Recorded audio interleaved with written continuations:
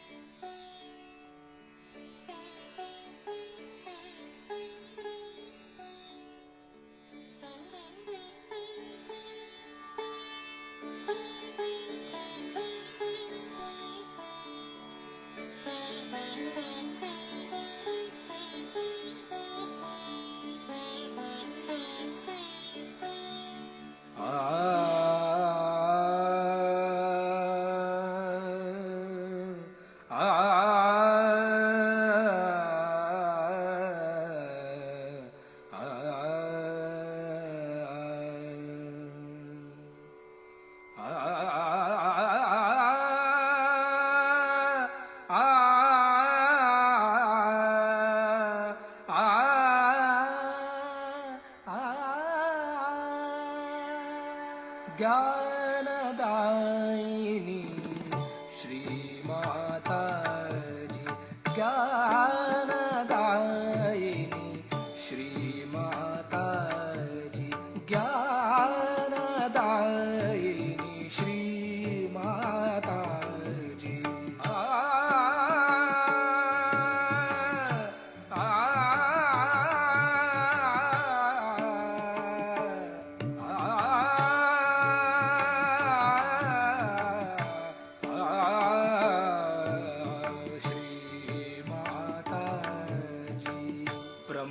ब्रह्मस्वरूपिणी मात सरस्वती, ब्रह्मस्वरूपिणी मात सरस्वती, ब्रह्मस्वरूपिणी मात सरस्वती, ज्ञानदायिनी श्री माताजी। पम गम पद पम गम पम गरि सा नि रे ग ग रे ग म म ग म प म ग रे सा नि रे ग रे ग म प म ग म पद पम गम प म ग म प म ग रे सा।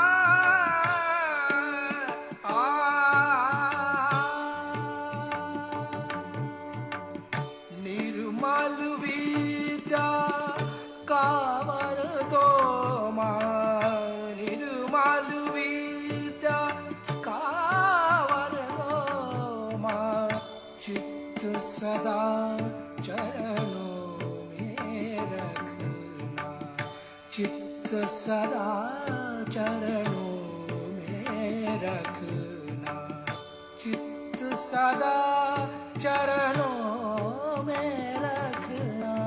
ज्ञानदायिनी श्री माता जी, ज्ञानदायिनी श्री माता जी, ज्ञानदायिनी ज्ञानदायिनी ज्ञानदायिनी श्री माता जी। ॐ त्वमेव साक्षात् श्री ब्रह्मदेव सरस्वती साक्षात् श्री आदिशक्ति माता जी, श्री निर्मला देवे नमो नमः।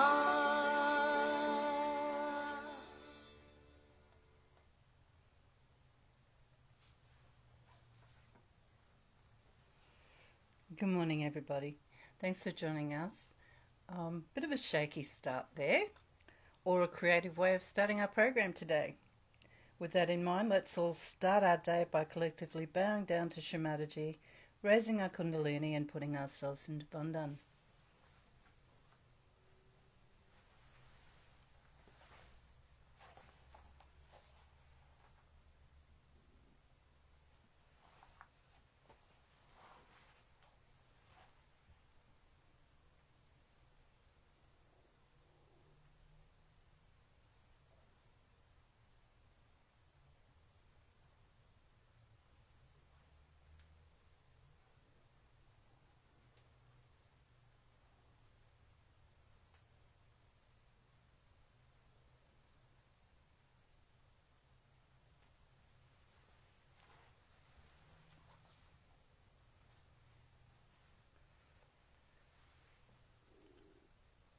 So we'll start with the three great mantras. Om Tvameva Sakshat Shri Mahalakshmi Mahasaraswati Mahakali Trigunatmika Kundalini Sakshat Shri Adishakti Mataji Shri Nirmala Devi Namo Namaha. Om Tvameva Sakshat Shri Kalki Sakshat Shri Adishakti Mataji Shri Nirmala Devi Namo Namaha. Om Tvameva Sakshat Shri Kalki Sakshat Shri Sahasrara Swamini Moksha Pradaini Mataji Shri Nirmala Devi Namo Namaha.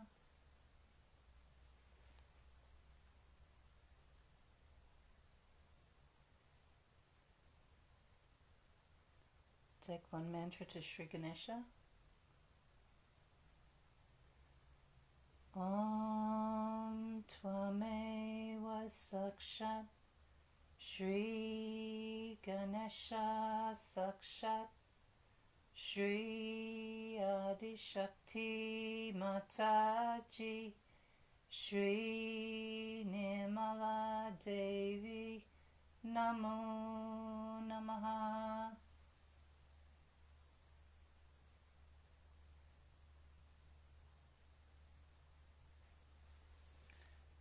So please put your attention at Saraswara as we listen to the Gayatri Mantra.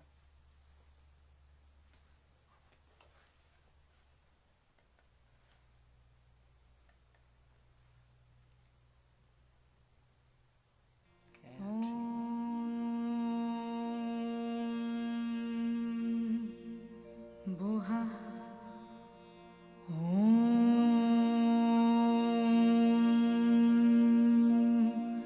Bhuvaha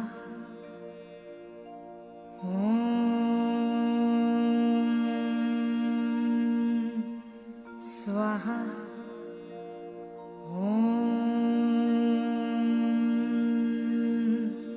Maha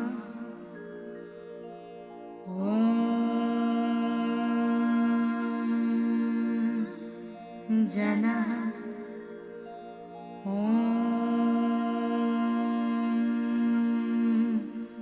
Tapaha Satyam Bhurabhuvasvaha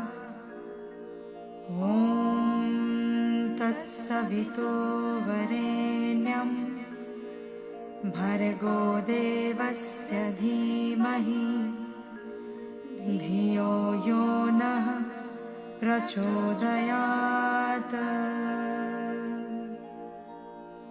Om Apo Jyoti Rasomritam Brahma Bhurabhuvah Swarom.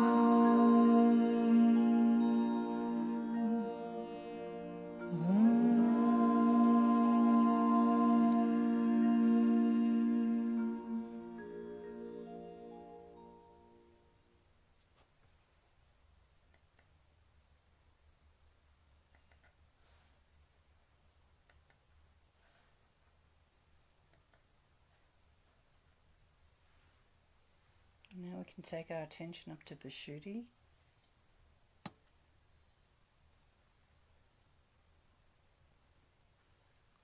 As we do the Bija mantras.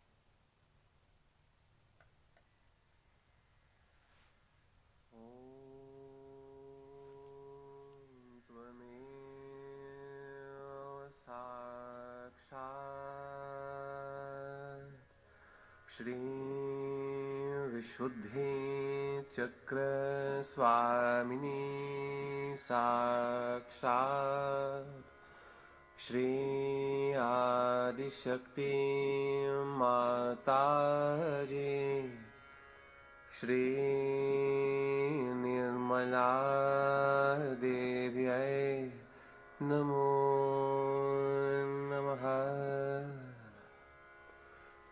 Hum, hum, hum, hum, hum, hum, hum, hum, hum, hum, hum, hum, hum, hum, hum, hum.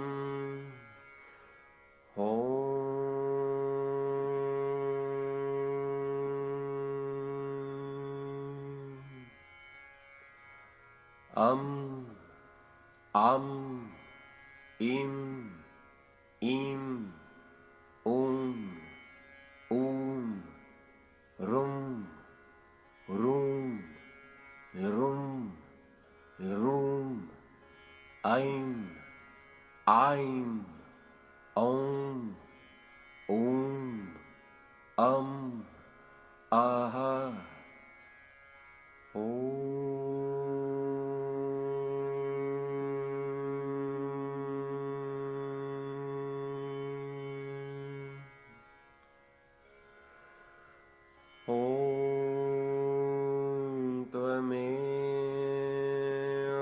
साक्षात् Shri Radha Krishna Sakshat Shri Adi Shakti Mataji Shri Nirmala Devyai Namo Namaha.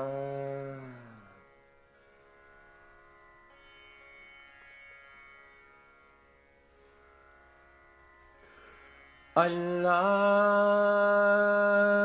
Akbar, Allahu Akbar, Allahu Akbar, Allahu Akbar, Allahu Akbar, Allahu Akbar. Allahu Akbar, Allahu Akbar.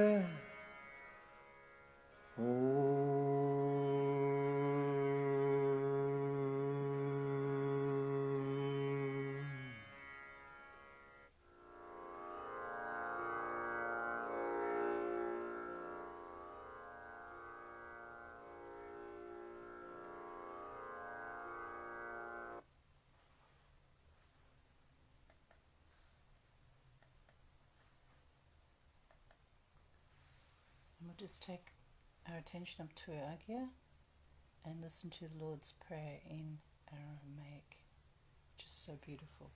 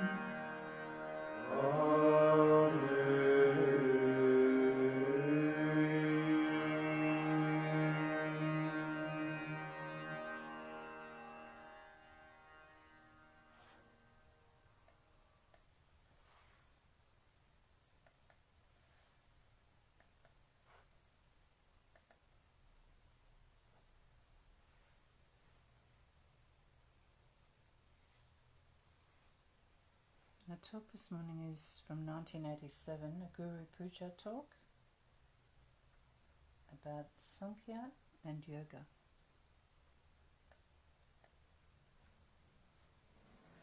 Today, it's a great day that you are here to worship your Guru in the realm of the heart of the universe. If we can do that in our domain of the heart, We don't have to do anything else.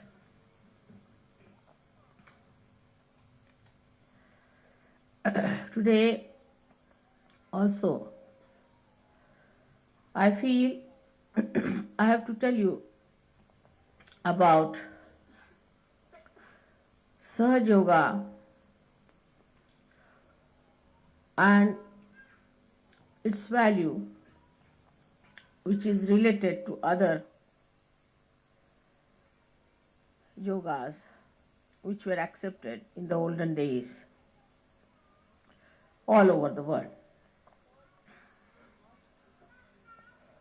They called it one as the yoga, not Sahaja Yoga. It started with various types of practices of Ashtanga yogas, eightfold yogas, with a guru. And one had to go through lots of hardships.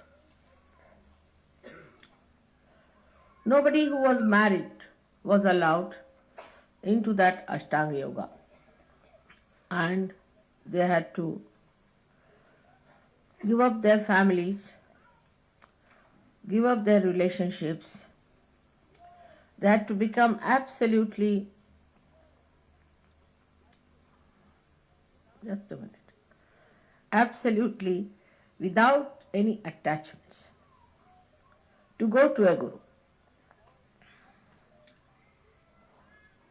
All their property, all their possessions were given up, not to the guru, as is done in modern times, but given away. And this was called as yoga. The another style was called as Sankhya. Sankhya is where all your life you have to gather things with detachment and then to distribute them completely.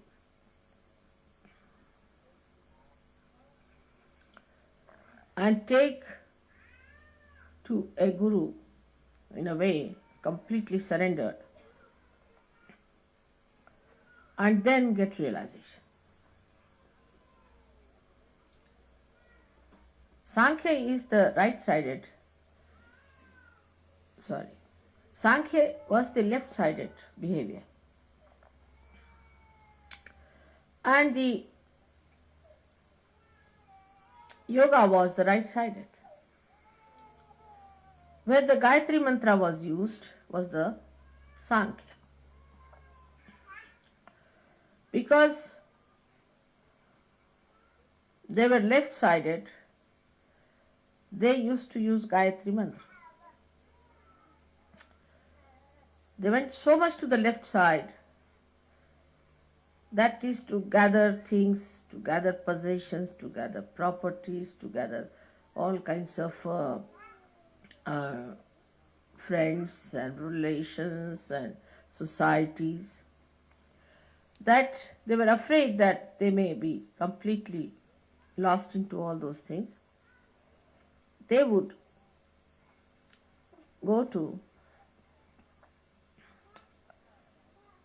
Gayatri, the mantra of Gayatri, which teaches you the essences of all our chakras, the centers.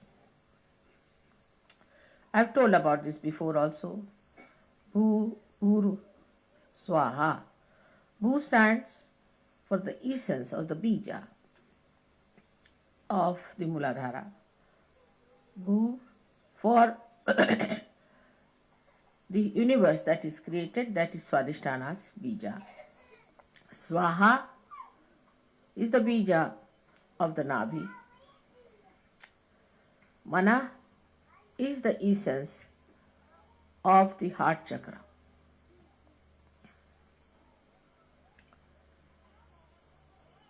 Then Jana is the people, collectivity. is the essence or the bija of the Vishuddhi chakra. Then tapa is the one where you go into tapasya, into renunciation, into hardships. Is the essence of the Agya chakra. And then the Satya is the truth, is the essence of the Sahasrara. Not the truth that we think as truth, but the truth that is expressed in our central nervous system.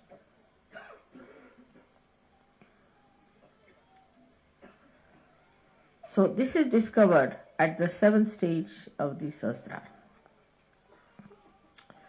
So the people who did Sankhya were sort of not so much respected as spiritual people, because they thought these are all involved into worldly things and worldly possessions and worldly happenings. So they were regarded as something secondary. Or those who were yogis of the gurus were regarded higher, because they had already given up everything and they have gone to a guru, giving up all the things that they have. But here, these gurus had a problem within themselves, because they found that those who came to them gave up everything, no doubt, but still there was lurking attachments. In their own ashramas, they found these people had their own attachments to things. Though outwardly they had given up, but inside they had not given up. So they were still sticking on to these ideas that, oh, it's all right, but still we can have little things like that, doesn't matter. Like that, there was little compromises going on. Like as we have here nunneries and all that. So both in a way were artificial. The one side is the Sankhyas were trying to ascend with all the luggage they were carrying. And another were trying to descend with all the ambitions of ascent. So it was a very funny thing in every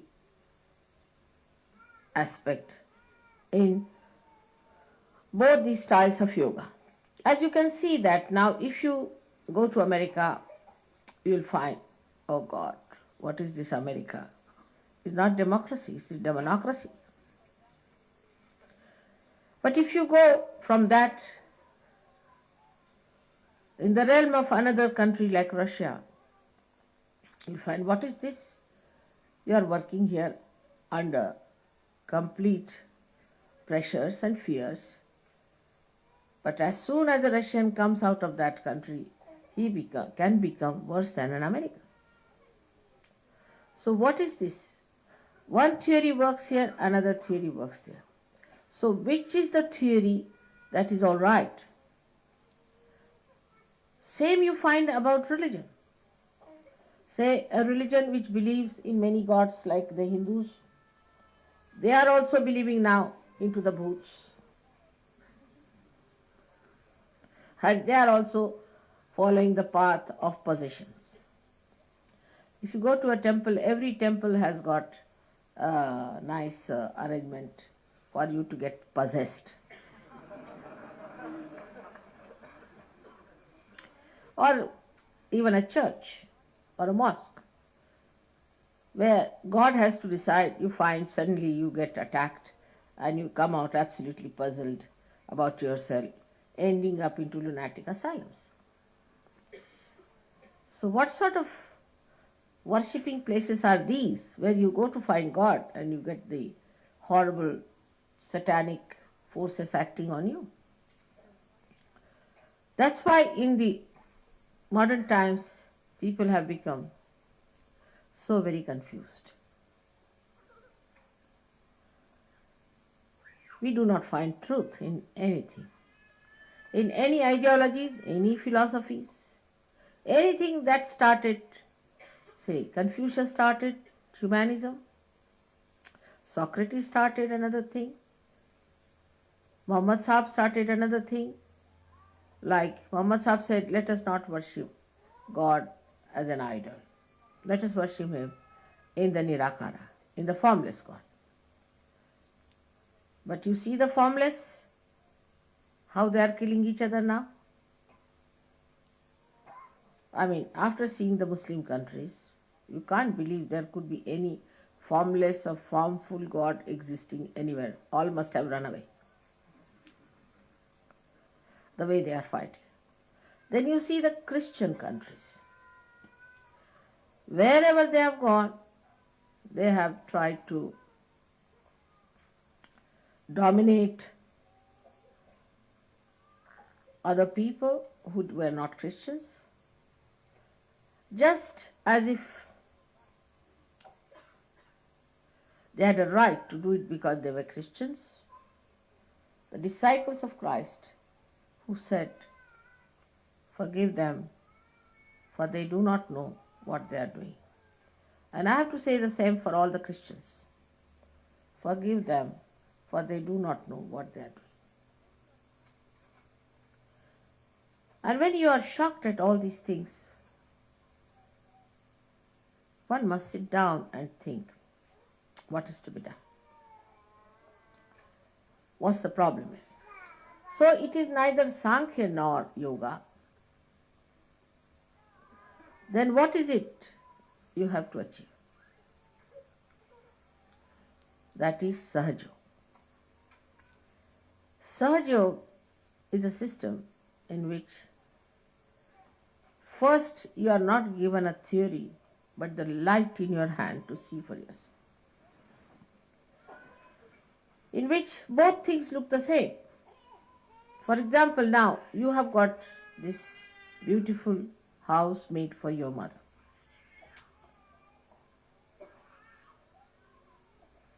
While your mother doesn't know how to get attached to even a pin.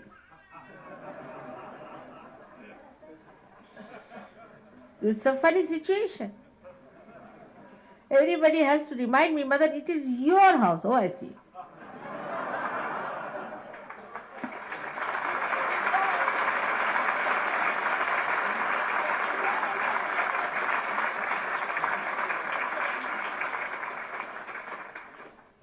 And I am to be reminded, I must thank you all, especially the English, especially the leaders of English, Sahajogis, for making full effort to get this house. But then I think, why should I thank? It's not mine, it's theirs. And that's what it is. So a new type of confusion starts.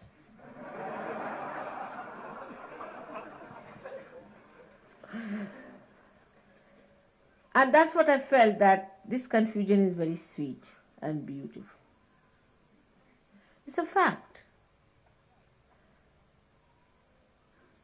that nothing belongs to us, but everything belongs to us. When I think about how beautifully you have done this place, it belongs to me, all right. This house belongs to me. England belongs to me.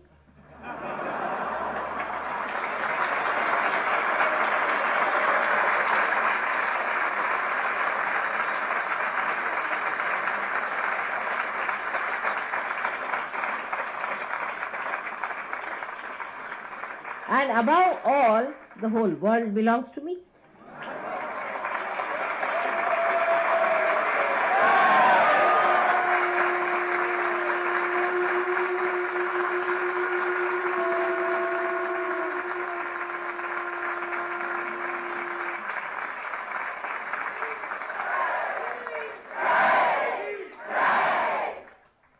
That's how we see Sankhya and Yoga become one in Sahaja Yoga. And he said that when you see Sankhya and yoga as one, then only sa pashyati. That's the one who sees. That's the one is the witness. So for normal people it could be that how is it your mother is supposed to be a guru and she wears all ornaments. But what to do? She is also a mother and she is also a goddess. Another confusion.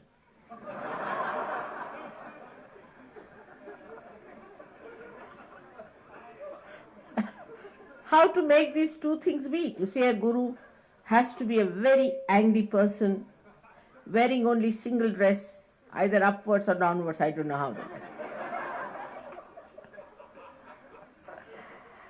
With a big thick rod in the hand.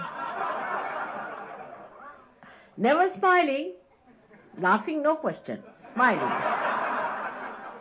And the gurus have to be very long-faced, developing big beards. And no ladies allowed. In such a situation, where the women are not to be seen at all. I mean, I shouldn't even see my face, it's like that.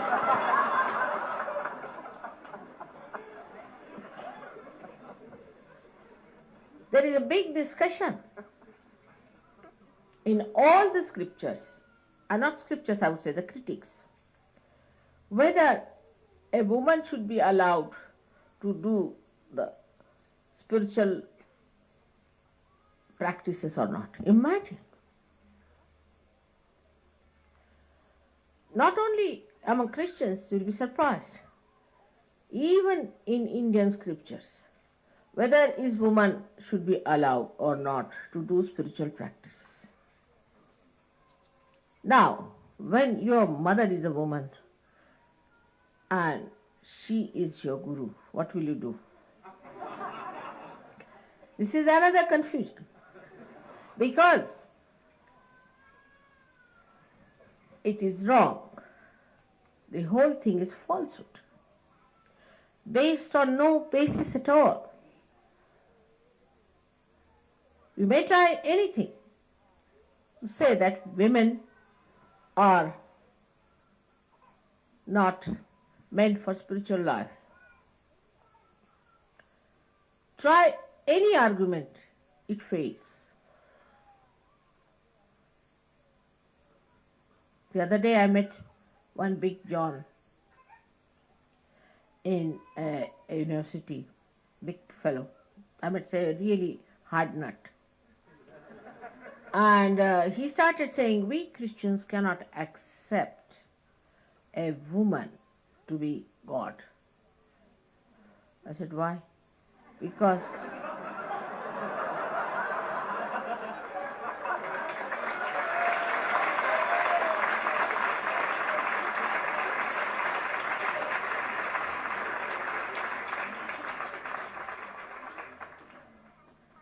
so to put all these upside down stories right, your mother had to come on this earth as a guru.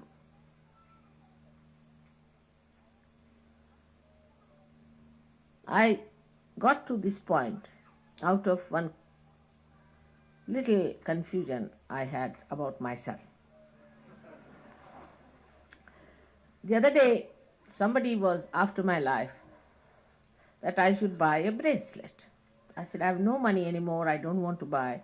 All right, we'll give it in puja. I said, no, but there's only Guru Puja. I said, all right, we'll give in Guru Puja. I said, on a Guru Puja to buy a bracelet was something funny I've done. After all, in a Guru Puja, don't give a bracelet to a Guru, do you? You can give, say, a big rod. Or you might give him a sandalwood khadawas, they call the chappals. Or you may give him a shawl. But here it is, I have asked, all right, give it in Guru Puja. What was the reason? And I became aware of my own confusion. And I thought of it. I said, this is what it is. that it has to happen this way. That on a Guru Puja, you have to give a bracelet to your Guru. Let us change it over. The whole thing has to be brought up this way that everything faces reality. All these false ideas have to be given up. Like if you have a carpet upside down, the whole design is upside down. But if you put the carpet right, everything falls in line. And that's why you needed a mother to give you realization and a guru as a mother to teach you that for ascent of God, nobody can be prohibited.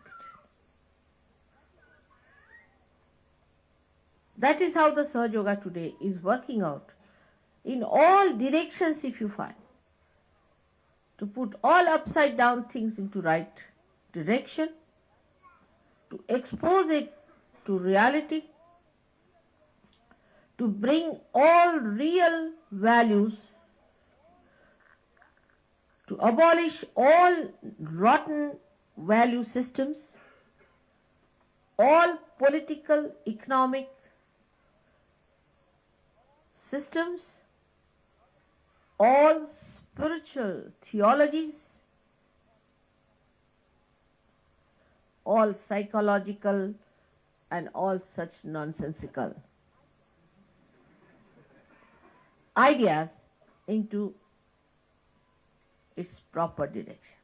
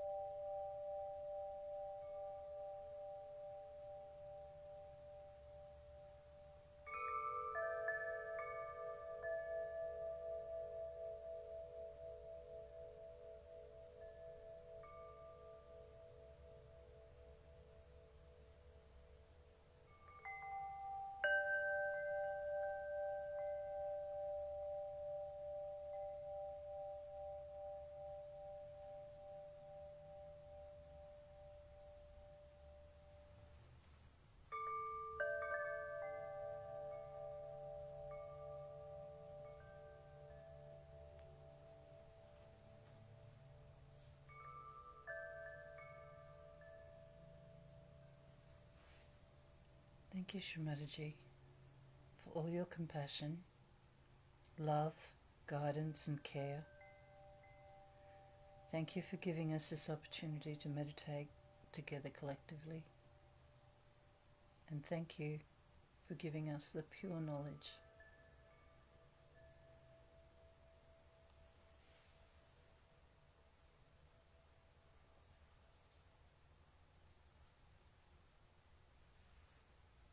We'll take the last verse of the three great mantras. Om Tvameva Sakshat Shri Kalki Sakshat Shri Sahasrara Swamini Moksha Pradaini Mataji Shri Nirmala Devi Namo Namaha.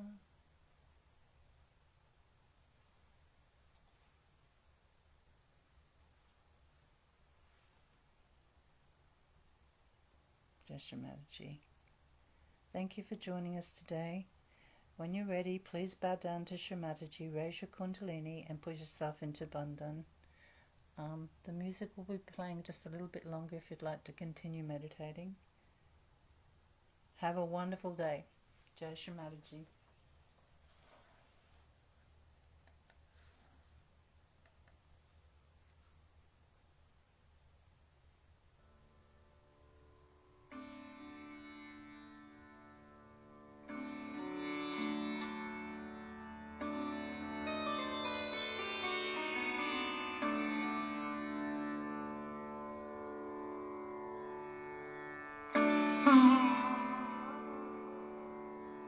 Mm-hmm.